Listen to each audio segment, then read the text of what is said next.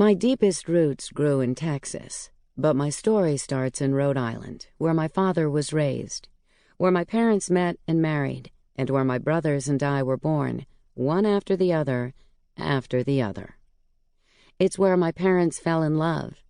It's also where my father broke my mother's heart for the first time.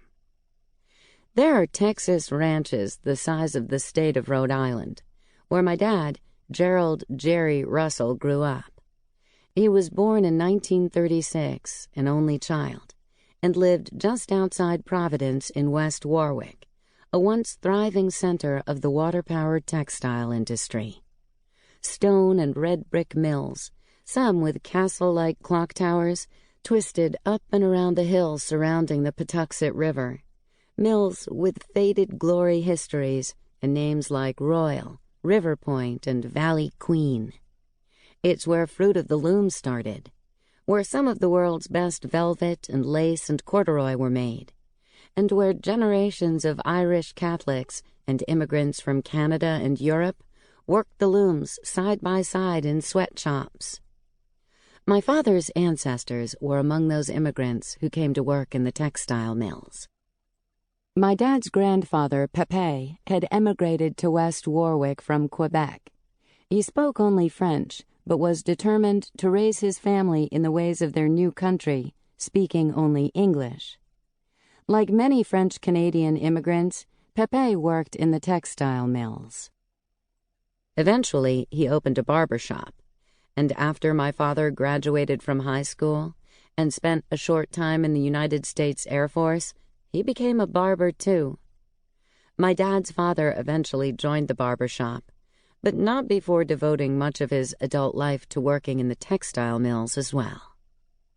As my mother tells it, my grandpa lacked the skill at haircutting that his father and son possessed. Perhaps it skipped a generation.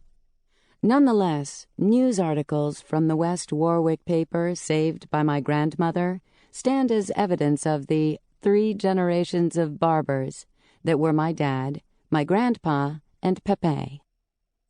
Whatever my grandfather lacked in barbering skills, he more than made up for in warmth and physical affection, which was lucky for all of us, especially my dad, since his mother, Doris Fryer Russell, was very much the opposite.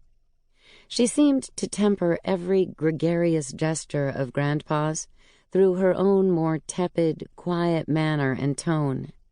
Both her parents were English, and while she was loving and thoughtful in her own way, she was much more reserved. She was careful in her manner, and though she carried herself on the most beautiful legs I have ever seen, her style of dress reflected that reserve. Given her measured nature, I always marveled at how outgoing and confident my dad was. He was warm and physically affectionate, particularly with his own children. He was, in all ways, his father's son. Biology doesn't always trump environment, though. Our deep childhood hunger becomes our destiny. Often, we spend the rest of our lives answering to the combination of who we were born to be, mixed with the environment that played a role in shaping that fate. My father grew up with a sense of confidence generated from both of these influences. He was an only child of 2 parents who loved him dearly. He was their center, their pride, even if my grandmother wasn't as generous in her ability to demonstrate that. He was well liked by his peers and seemed, though not classically handsome, he had an oversized nose and an unruly mane, to attract all manner of people into his fold. His laugh, his energy, the way he owned a conversation without seeming overbearing were, I'm sure, all traits that eventually attracted my mother to him.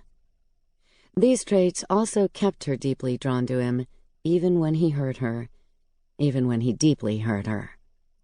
His was a bravado that allowed him the ability to disengage from that, from what he left in his wake. And along the way, he would leave several women in his wake.